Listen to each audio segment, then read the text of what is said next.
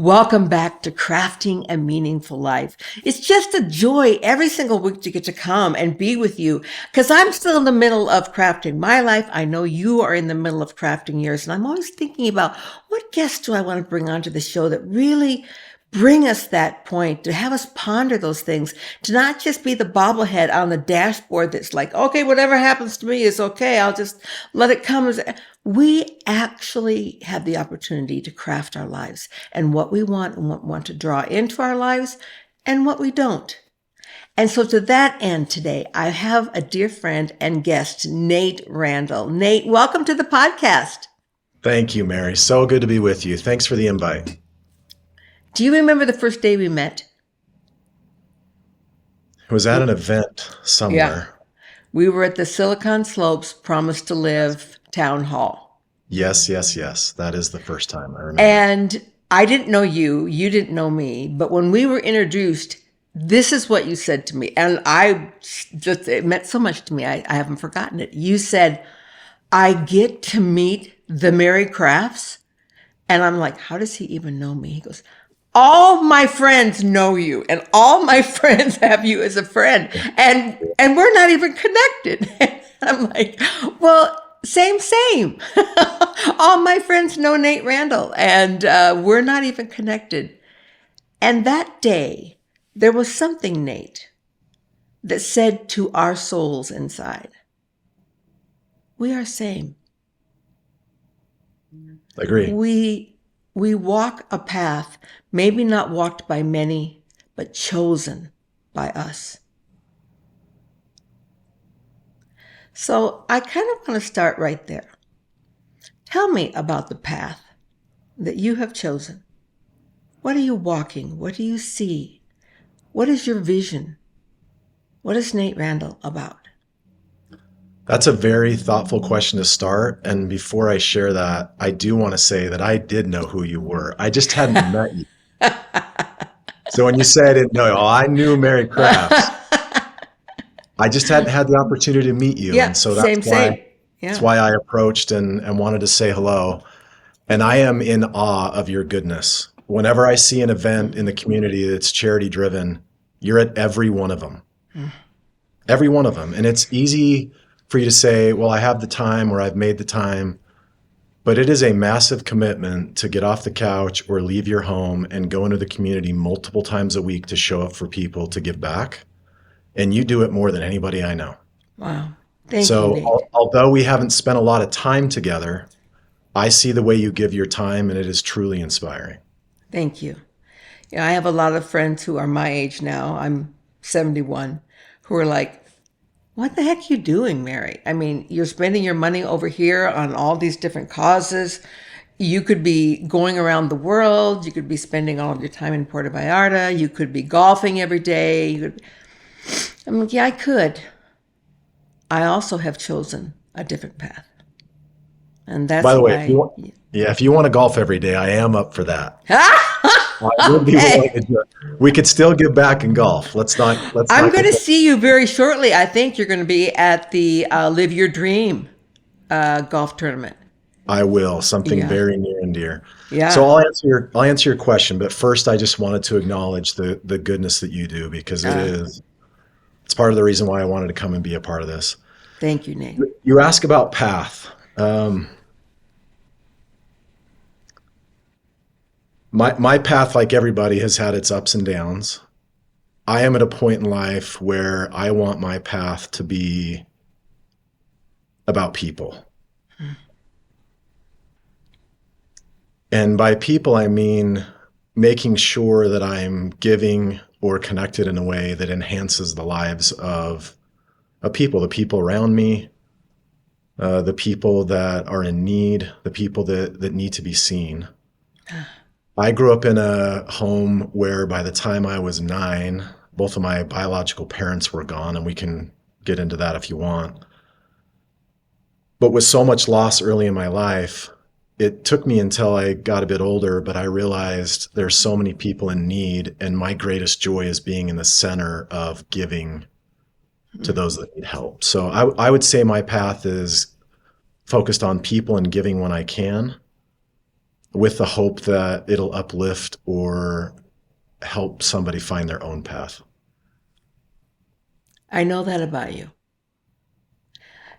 You're someone who has more followers than I can ever imagine. You look on LinkedIn and your numbers are in the tens of thousands of people who follow you. Why do you think they follow you? Why do they want to look at Nate Randle? I'm going to give you the immediate answer that came to my mind. The followers, that term already makes me feel uncomfortable. Right? I wish there was a different term for it. Because then it puts you in the role of influencer, and heaven forbid I ever be an Yeah, influencer. I don't Yeah, love it. And there's times where I shy away from it to the point where I stop posting or sharing because yeah, I go through periods where I'm uncomfortable with it and I just don't want to deal with it. I felt better about what I was doing when I had 5,000 quote unquote followers than 80, because at 5,000 I felt like I knew most of those people and I yep. could find different ways to serve them. And now I feel like it's a bit surfacey at times, and I don't Mhm. love that. If I could go back, I would want less of that. Yeah. And I'd want to have a smaller group of people that I could make a bigger impact with. But I think what it comes down to answer your question and why people want to follow my content or pay attention is because I've picked a very specific group to focus on, and that's single parents. Almost half of our country at one point or another is a single parent. Yeah. And I grew up in a single parent home. I know how challenging it is. I have an incredible second dad, my real dad, who gave everything to take care of us. But I think the reason that people want to tune in and pay attention to what I'm sharing is because it's representing and advocating for a voice who so often is forgotten, and that's single parents. Which is why you love Live Your Dream Foundation, because they're giving scholarships to those single mothers. The founder, Katie Bunnell, was the path that she had to walk. And even though I was not ever a single mother, my path was that of single parent. And for 28 years during the growth of my children, most of that fell to me, earning the living, parenting, and like you, Nate, I walked away from that situation with so much gratitude for it. I could be in the role of saying, well, that wasn't that hell. Why did that happen to me? And oh, if only this and if only that. But to be in the position now of being able to look back and say, that's why I am who I am, Mm-hmm. is because of the path I walked. And I would venture to say you feel the same. I do. I would love to ask you, what was your lowest point? Ah, If you think back to everything that you went through, your lowest point, what was it? And if you don't share all the details, but just the moment where you knew you were at the bottom. And I'm sure now with where you're at, you can look back to that moment. What was that moment for you? yeah. Through the 28 years of my marriage as a survivor of domestic violence, there were many points in that. But I also look back to prior to my marriage as a child growing up. And because of my upbringing, that then I allowed myself to be in that position and Mm-hmm. to stay. So it had nothing to do with my husband at that time. It had everything to do with me and what I allowed into my life because of my own sense of self-worth. When you asked me that question, the very first thing that came to my mind was when I was in the middle of my divorce at age 55. And I was the one with the business, and I was the one with the career and the money. Everyone just can't understand why then you wouldn't just leave, because that's one of the things that keeps women from leaving those situations, is their fear of not being able to support themselves. But for me, I had to come face to face with the little girl who didn't feel she was worth anything more. And I can remember during that divorce still feeling like, I hope I've done the right thing. My children are just, my youngest had just graduated from high school. And then I found out that after all was said and done, he was now going to sue me for ownership of the company, and that I was unfit to lead. And I thought, what else? What else can be taken from me?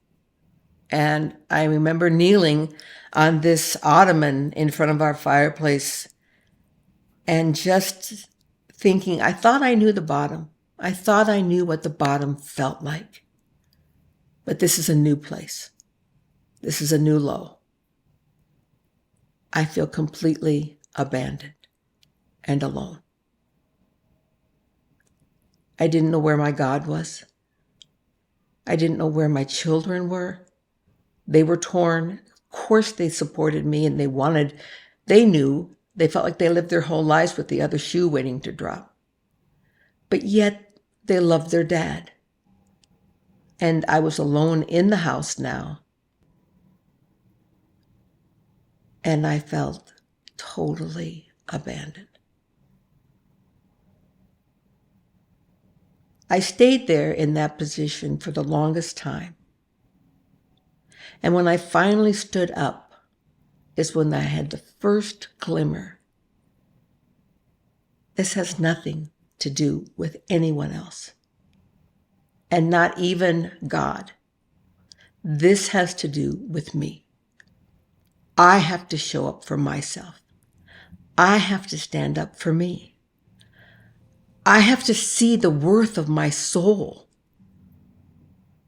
And from that moment, it began to look up from the bottom of that well and to claim who Mary's eternal soul is. Well, I certainly didn't intend to share any of that, Nate. Well, thank you so much for sharing. And my summary of what you just shared is that's why you show up for people. That's why you've been to the lowest point, and when you feel like everything's been taken and you're questioning what else could possibly be taken from me.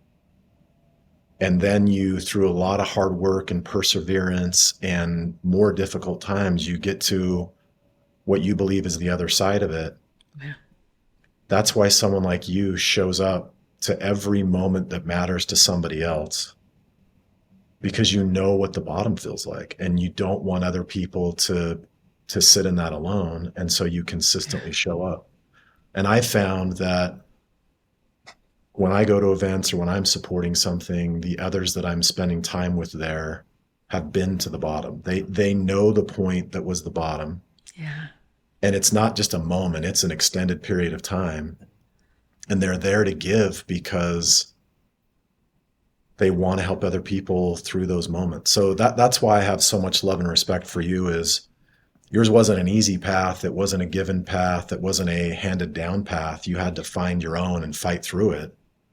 But now look at who you are and what you're doing for others. It's when I say, and for people that may not see it as much as I do, and certainly that others see a lot more of, you literally are at every moment that matters for people. I see you in every picture, at every event. I'm like, goodness, how does she do it? Is there three of her? Is there like Mary Craft and Mary Craft? I just don't know how you do it, but you do it. And it's so impressive. It does live and breathe inside of me, Nate. It's that piece, and you mentioned the word of empathy, that I believe that I had empathy for the longest time, but I didn't know how to accept it inside of myself and feel it, and then heal enough so that I could be there for other people. Absolutely, that is why I show up. The other night, Live Your Dream Foundation and Best Seat in the House got together, and they did an event at Thanksgiving Point where first we went downstairs in the we had Tulip Festival tickets for mothers and their daughters for Mother's Day. We first went downstairs and we pampered those mothers and daughters. And so some had, manicures, some had this, and they had called and said, "Mary, do you want to paint nails?" And I thought, how do they even know if I can paint nails? But I said, "Oh, yes, of course." And I showed up and I was just painting away nails for people and, manicuring and soaking the little nails and so on and so on. And this woman sat down and I said, "Well, so these are the colors. This is that. This is here." And I became aware that she was filming me. And so I kind of looked up and looked right at her. And I said, "You're filming me?" And she said, her jaw like down here, she goes, "Mary Crafts is going to paint my nails?" I Yeah. can't, Jimmy. And I began to get this idea of how she saw me. And I think that's why I do show up, Nate. Is I want people to know that we all walk through trials. We all can take time to serve. I have been on your path. And there she sat and then began to weep. I not only did her nails that night, I began to knit a little piece of her heart. And that's what those Showing single up. parents, that's what those single parents need. That's what those Yeah. single moms need is they need a break. They need to feel like they're the center because they rarely are. And then someone like you shows up and gives your time and takes care of them. And that's a rare moment for them. Yeah, it was really special. I can't even begin to tell you how wonderful that Well, was. it's so kind that you went. I'm on the board of Live Your Dream and you I go to know more. you are. I So you know. go to more of the events than I do. Well, they probably didn't ask you to come paint nails, Nate. So seriously. But the next time. True. True, true. So this empathy piece, let's talk about that for just a moment. What about your lowest point? Where did your empathy grow? Because that is something that is very keen. That day when you spoke at Silicon Slopes and you were up on the stage, that was one of the messages that I took away, is that Nate feels deeply and he sees people. He sees me because you see yourself. Talk to me about that. I lost my mom in a car accident when I was 9. And I know everyone says they love their mom Yeah. and most would rave about the goodness of their mother. My mom was elite. She was exceptional. She was the very best of the best. I remember as a little kid watching her walk into a room at church or at a family function or at a neighborhood party, and the room would pause and pay Yeah. attention to what she did. I remember as a kid thinking, why does everyone look at my mom? And it wasn't just her beauty, it was her empathy and love and care she had for people. She made everyone feel like they were the most important person. And a lot of people say that. It's become a bit of a cliche statement, but she truly did it. And when I learned more about who she was after she passed, for now 40 years, Wow. I've had people come up to me in airports, at sporting events, at business events, and say, I went to high school with your mom. I lived next to your mom when she went through her divorce. I actually babysitted you. People telling me they babysat me for my mom. And your mom, the loss of your mom, was one of the hardest things I've ever experienced. And she's the kindest, most beautiful woman I've ever met. Wow. And so when I lost her, and then I got to experience how much people truly loved her, instead of wondering, why me? Why did I have to lose her? I shifted to how lucky I was to even have her for the 9 years that I had her. And when I shifted my thinking, Yeah. I then wanted to serve and do things in her honor, in her to frame her legacy or to carry forth her legacy, instead of feeling like I was a victim because of her passing. I don't want to be too long with my answer. Then later in life, my wife and I, life seemed perfect. I had a great job in sports. We had a beautiful 2 year old little daughter, and we were at full term with our second child, ready to literally going to the hospital to deliver. And I had been to every doctor appointment. I hadn't missed one. I knew exactly what was going on with this baby. The doctor had said, healthy, happy, everything's going so well. And I won't go through all the details, but when we went in to deliver that day at 36 or 37 weeks, we ended up losing our daughter. And so there I was as a 30-something-year-old dad who had lost my mom as a kid and now had lost my child as a father. And we were living in California at the time, and I had to fly back to Utah and bury my daughter next to my mom.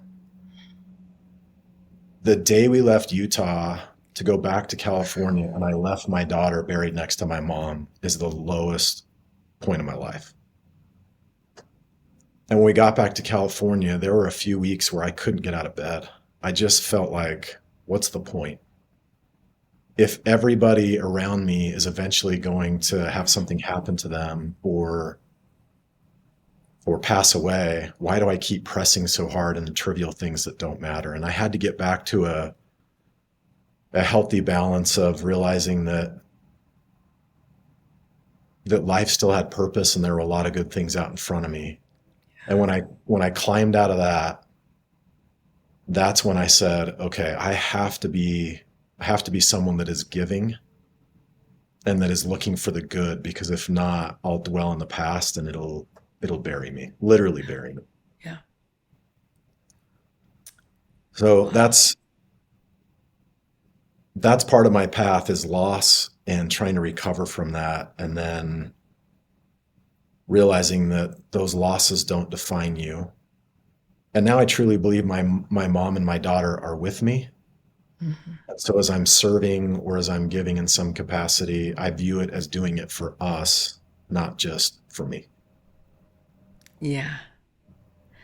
I think of that experience I've had so many times, and I'm sure that in your life you've had this too, Nate, where you get a sense that people look at you as the perfect life. I mean, of course it's easy for Nate to be all these things. I mean, he has the golden spoon. He's CEO of a major company. He has a beautiful wife and family. When has life ever been hard for Nate? Of course he can do this. It's why I can't do that. I haven't had all those opportunities.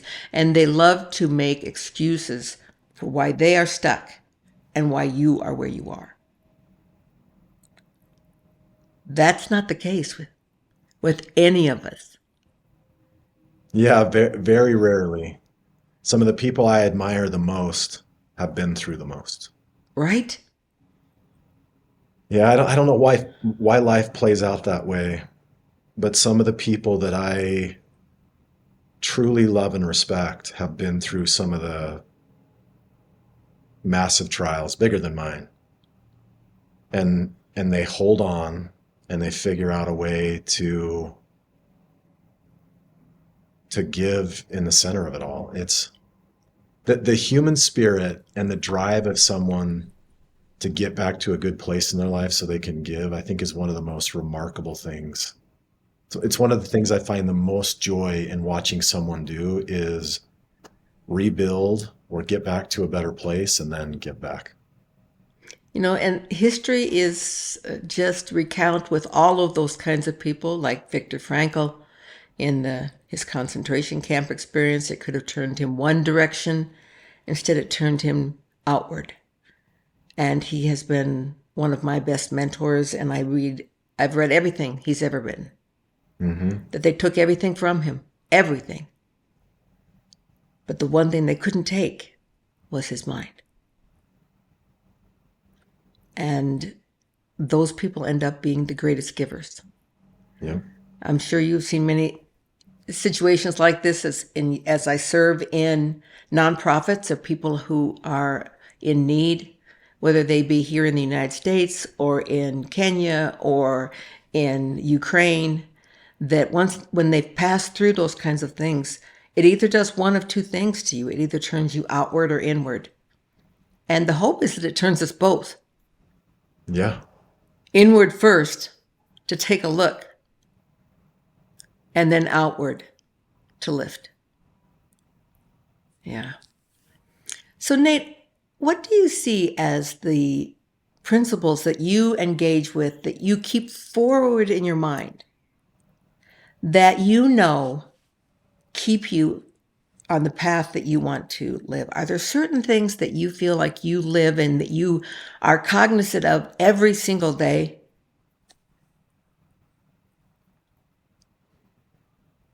I don't know if I can say every single day because the craziness of life often gets in the way, but when I have to constantly recenter myself. And when I do, the driving thought or the leading principle that keeps me going is, now that I've experienced loss, I know what I remember about the people that I've lost. And I've had more loss in my life. And I can truly say that I don't go back through thoughts and memories with those people and keep track of how much money they were worth, Yeah. their job titles. I don't care about any of that.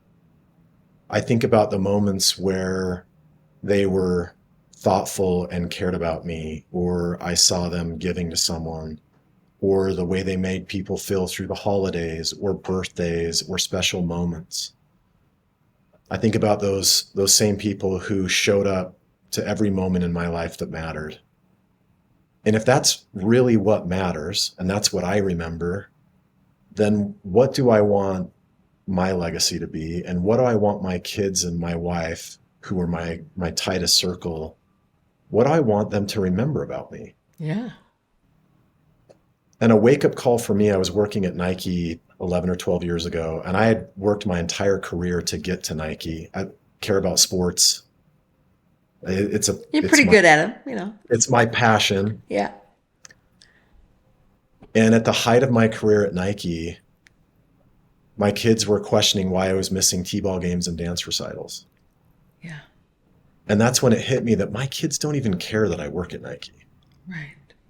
They care that I'm at the dance recital and the baseball practice, but I can't do it because I'm traveling so much. And so I'm either going to continue on this path where my career is first and my kids are second, because that was the reality. I didn't love admitting that, but that's what it was. Or I was going to reset and truly put them first. And when I did that, I went to a place that wasn't Nike, and my kids didn't care. Yeah. As long as they're provided for and you're there for them, I always thought the career was the driving interest and what people cared most about. And I woke up and realized they really don't care. Yeah. So I want to be remembered for being there for them and allowing them to see, my kids anyway, seeing their mom and dad giving back. That'll be more than important than how much money I made or the career I built. I think that's absolutely right. They really don't care how much money you make. Yep. I can look back and I wish I had learned that lesson when you learned it, Nate. I didn't learn it till much, much later. And not being single, but being kind of the single parent. Mm-hmm. Having to balance between career and showing up for games and showing up for those kinds of things and being there for my children. And then because I was the founder and the owner and the CEO and wore all the hats, I always felt like it fell to me to do it all. Mm-hmm. And I tried to believe that I could do it all. But in the end, Nate, unfortunately, my family suffered. Yep. And I always justified it in my head by saying, well, if I'm not working, who is? If I'm not doing these things for you, well, then who is? Yep. Give me some credit. until really I started having grandchildren. And then, no, I don't have to go to that. I can choose them. I can choose. You left an entire career that you'd worked your life for at Nike. So you could choose something different. It's that realization that we can choose. We can, and I don't want to be misleading. I want to make money. Money's not a bad thing. And Not a bad thing.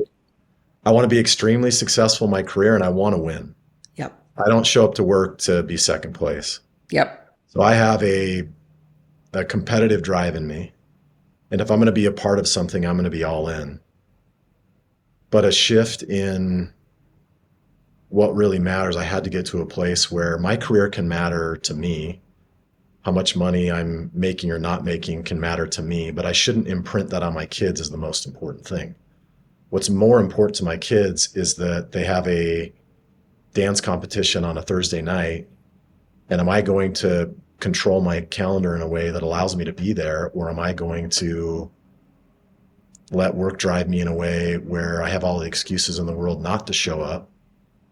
And then I blame not being there on work. And the reality is if I plan correctly and think through things in advance, I should be able to be there for what matters most. So it's just a shift in the way I view things. Yeah, definitely a shift. I can remember after I retired, and I've been retired now almost 7 years, each one of my children, randomly, it wasn't something that was planned. We were on an activity, just one-on-one, and they each shared with me their thoughts as a child, asking, I wonder where mom is tonight, and what's more important than me. To hear that at this age and to know that that's behind me. I can't go back. We cannot go back. We can live in regret our whole life, and that's not functional either. Regret's the worst of the human emotions because you can do nothing about it. Yeah.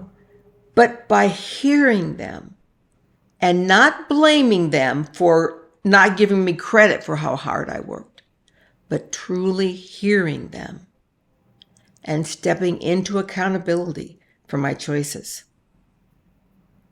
I darn well could shift what the rest of my life looked like. So when I'm not showing up at these nonprofits that you see, I'm showing up at my grandchildren and my children still, who do not allow me to post on social media about them. So everyone thinks I do these other things, but my life truly is the other direction. I made that decision that they were going to be more important to me. And every one of my associations know that. Mary, can you do this on Thursday night? No, I have a baseball game. Yeah. Like, you play baseball? No.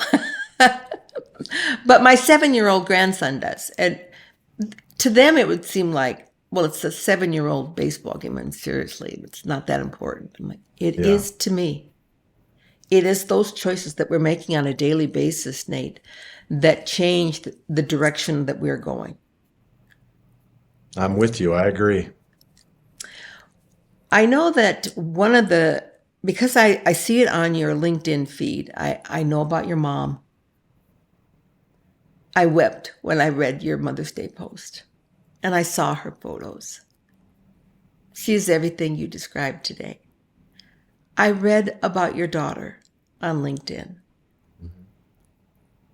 It's interesting how many people on LinkedIn think that they should be posting only about business. That, I'm going to tell you about my great AI breakthrough, and this is how we're managing this, and my HR department is blah, blah, blah, blah, blah, blah. You're posting real content about real lives. Now, it's not that, Gab, your company, is not important to you. It's not that it's not doing phenomenal things, but you see your life as a whole, not in these disjunct kind of pieces. And that one supports the other, and you post real content. Remember at the beginning of the show, I asked you why people follow you? Why do you have so many followers? I thought about that as I was getting ready this morning. Why do so many people follow Nate? Well, I think there are those wannabes that follow you because, you know, I'm going to be Nate. I'm going to be Nate Randle someday. They want to use you as an example. Yeah. Yeah. I think some people follow you because they want to play less than. They want to beat themselves up every day. They want to give themselves an excuse for not being all that they can be. Because we'll look at Nate, he can do that. But he had these advantages. Yeah. I think some people follow you, and the majority of the people who follow you are those people who see you as an authentic, genuine individual who is vulnerable. That word for me just resonates when I'm with you, when I see you, when I see your posts, when I was with you at Silicon Slopes at the town hall. You are willing to be vulnerable. You are willing to show the good and the bad and sometimes the hard and the difficult, sometimes the joys and the happiness. You show the whole package. How's that work for you? Do you feel like that's part of who you are? Yeah, but you have to. I certainly understand why people don't. I understand why they don't want to share personal stories. I understand why they want to keep it strictly business. I'm the same person everywhere I'm at. And so I don't have work Nate and home Nate. And I Yeah. just don't have that. It's too much to manage. And so I'm just me. And I've decided to share some vulnerability because it's where I've made my greatest connections and friendships. I wouldn't be on Ah, the board of Live Your Dream with Katie right? had I not shared that I grew up in a single parent home. One of the greatest joys of my life now, outside of my family, is supporting Live Your Dream and creating a scholarship in my mom's name and helping to fund that scholarship and gifting that opportunity to single moms. That Ah, is exactly what my mom would want me to be doing. right? And I get to be a part of it because Katie built this beautiful foundation. She saw my story, I saw hers. I was looking for a foundation to join. I wanted it to be a thoughtful, authentic experience. I reached out to her and she allowed me to be on her board. And now, 2.5 years Yeah. later, if that's the only reason that I was vulnerable in sharing my experiences, it's been worth it because now I've given multiple scholarships to single moms. Yeah. I've also been able to help a lot of single moms and dads get jobs. Some of it has been through LinkedIn, some of it has been behind the scenes, but now hundreds of people have had the opportunity to find a better experience or not be without a job for an extended period of time because they saw my story Yeah. and trusted that I would authentically help them. So for me, the vulnerability is worth it because it's how I get connected to people who need help, and that's how I can serve. LinkedIn, as crazy as it sounds, allows me to serve at scale. Ah, I can share my vulnerability at scale. People can see it. They can reach out, or I can get connected to them. And it's an immediate, it eliminates all the setup time. And I can say, I grew up in a single parent yeah. home, had challenges you have. Can I help you find a job?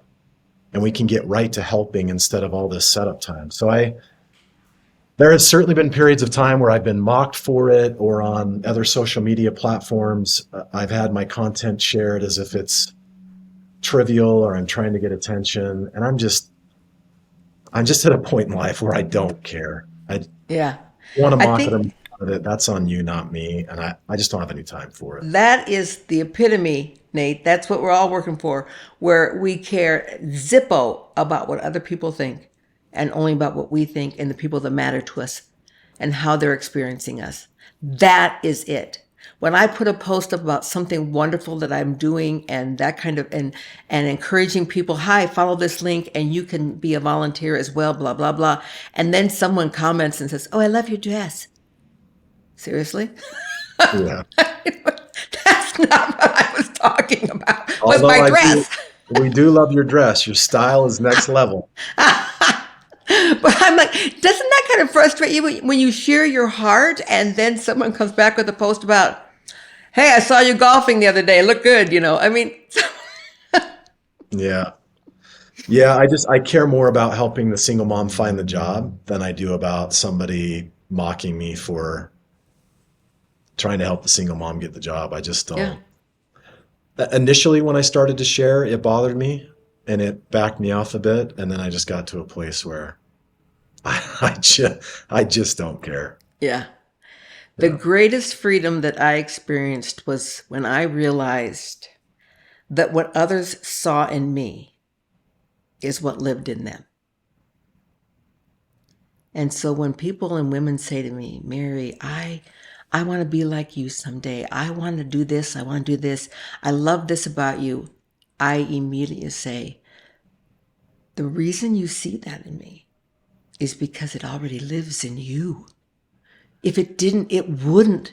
You wouldn't see it in me. Yeah. And vice versa is true.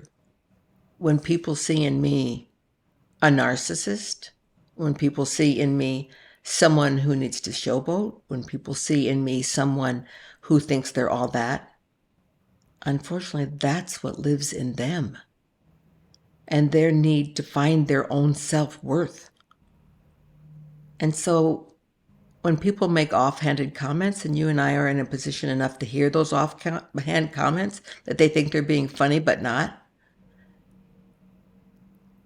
I'm able to let that go and see Yeah. that I'm sorry that that's what's living inside of you right now. But I Yeah. still see you. And I still care about what happens to you in your life. And I hope you choose a different path. Could you just come sit in my office on like Tuesdays and Thursdays and let me work? But then when I say, Mary, I need some inspiration, you could just speak and you could Okay. motivate me and make me feel inspired and good, and then I could just go back to working again. Just Tuesdays and Thursdays, not Okay. I can probably fit that into my schedule if I don't have to be there till 9. that's fine. Oh, 10 is good. Because I am retired, you know. True. True, true. That's how I feel about you, Nate. If I'm on LinkedIn and I just want an uplift, sometimes people don't show up in your feed. I have to search you. I have to go back up to my search button, put Nate Randle, and then I just can feel good the rest of the day. There he is. I'm tired. I've taken a break for a while. I haven't been around much, but I Yeah.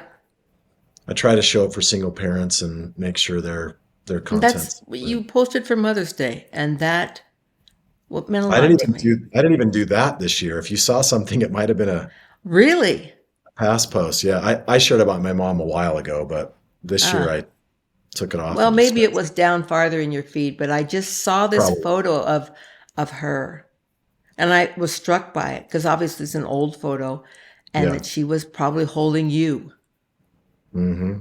and just I thought how beautiful she is, and there's Yeah, something about she's this woman. she's Yeah. been gone 40 years this year, Wow. and her legacy is stronger than it's ever been. She's Yeah. got multiple grandkids doing incredible things. Her kids, my brother and sister, are incredible humans.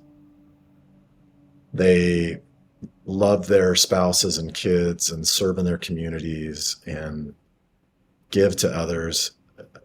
She just, she was here for less than 10 years and packed a lifetime of teaching to the point where I look at I'm the oldest, my little brother and sister and their kids, and I'm,